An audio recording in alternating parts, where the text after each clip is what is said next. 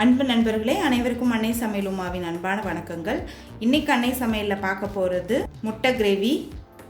இது பூரி, சப்பாத்தி, சாதம் எல்லாத்துக்கும் சூப்பரான சைட் டிஷ்ங்க. வாங்க முட்டை கிரேவி எப்படி செய்கிறதுன்னு பார்க்கலாம். கடாயில் தேவையான அளவு எண்ணெய், முதல்ல 2 பட்டை,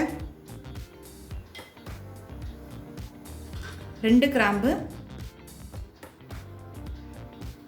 1 ஏலக்காய், 1 பிரியாணி இலை, 1 டீஸ்பூன் சீரகம்.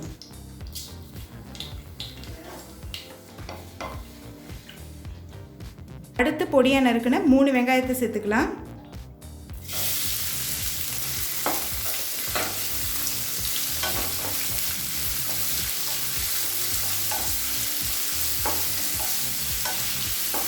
ஒரு டீஸ்பூன் இஞ்சி பூண்டு விழுது,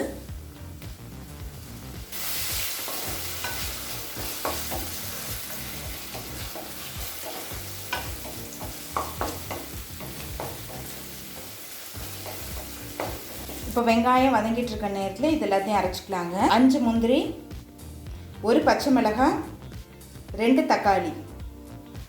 இப்போ இது எல்லாத்தையும் மிக்சியில் நைஸாக அரைச்சிக்கலாங்க. இப்போ வெங்காயம் நல்லா வதங்கிடுச்சு, பார்த்தாலே தெரியும், நல்ல கலர் மாறி இருக்கு. இப்போ அரைச்சி வச்சுருக்க விழுதை இதில் சேர்த்துக்கலாங்க.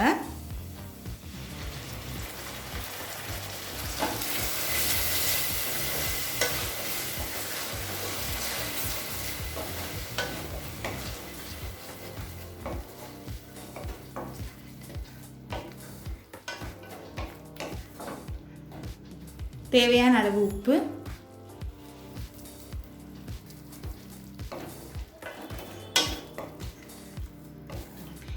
இப்போ நல்லா பச்சை வாசனை போக வதக்கிக்கலாம். இப்போ தக்காளியை பச்சை வாசனை போக நல்லா வதக்கியாச்சுங்க. அடுத்தது கொஞ்சம் மஞ்சத்தூள், 2 டீஸ்பூன் மிளகாய்த்தூள், 1 டீஸ்பூன் தனியாத்தூள். எல்லாத்தையும் சேர்த்து நல்லா வதக்கிக்கலாங்க.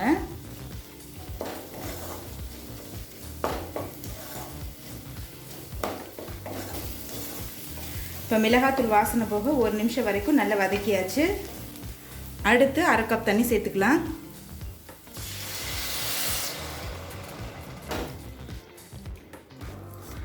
இப்போ ஸ்லோலே ஒரு 2 நிமிஷம் இருக்கட்டுங்க. இப்போ தண்ணி சேர்த்துட்டு 2 நிமிஷம் ஆகிடுச்சுங்க. கிரேவி பாருங்கள் நல்லா திக்காக இருக்குது. இப்போ 1/2 டீஸ்பூன் கரம் மசாலா சேர்த்துக்கலாம். இப்போ அடுத்து முட்டையை சேர்த்துக்கலாங்க. முட்டையை அங்கங்கே கீறி போட்டுக்கோங்க, அப்போ தான் மசாலா உள்ளே போகும். நல்லா மிக்ஸ் பண்ணிக்கோங்க.